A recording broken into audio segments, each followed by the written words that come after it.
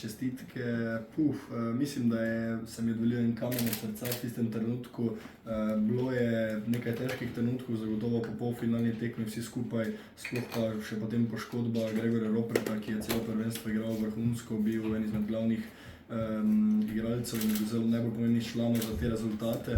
Tada ni nam bilo lahko, sploh pa, ko smo v prejšnjih 4 prvenstvah vedno premagali Poljake, oni so si zagotovo to želeli, na koncu bolj od nas ni bila predstava na tako visokem nivoju, kot bi si želeli. In potem te čakajo Francozi, ki so bili nek trn v peti slovenski reprezentanci, ki jih na uradni tekmi nismo premagali, razen letos v tej VNL različiti svetovne lige, ki niso bili v polni postavi, to je pač treba priznati.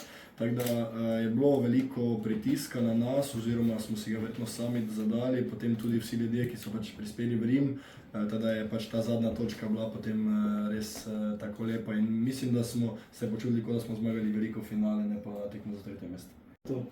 Ja, zagotovo vemo, da je odbojka ekipni šport, ampak na koncu šteje pač kdo doseže več točk, tudi na koncu se gledajo posamezniki in jaz sem zagotovo zelo zadovoljen, tako kot pa vedno poudarjam, so ekipni uspehi pred osebnimi, tako da bi zagotovo vse te točke dal stran za zlato medaljo.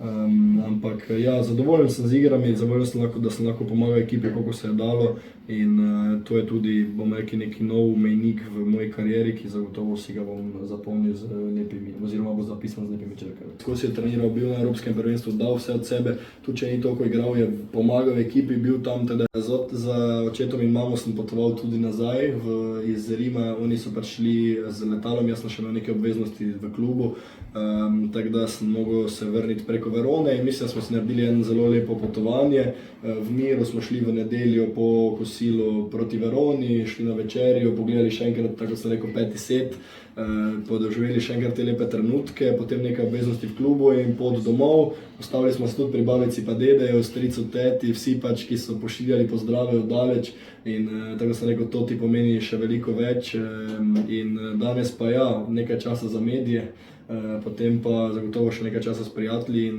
jutri se nadaljuje, tako da nekaj počitka, predvsem za glavo in to so neki najlepši trenutki, tako da mislim, da gremo vsi zagotovo z veliko motivacije proti novim treningom. Kakšne hrane ste si najbolj zaželeli, ko ste prispeli v Slovenijo?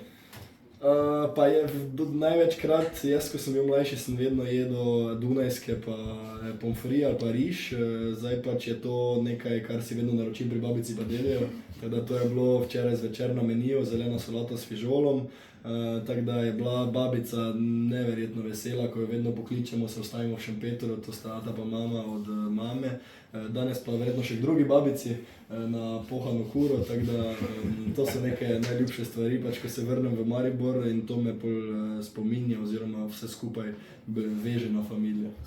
Solata je bila z bučnim oljem? Tako, obvezno. Tega v Italiji ni, tam je samo olivno olje, tako da je tu pol še bolj okusno, ko se vrneš v Slovenijo.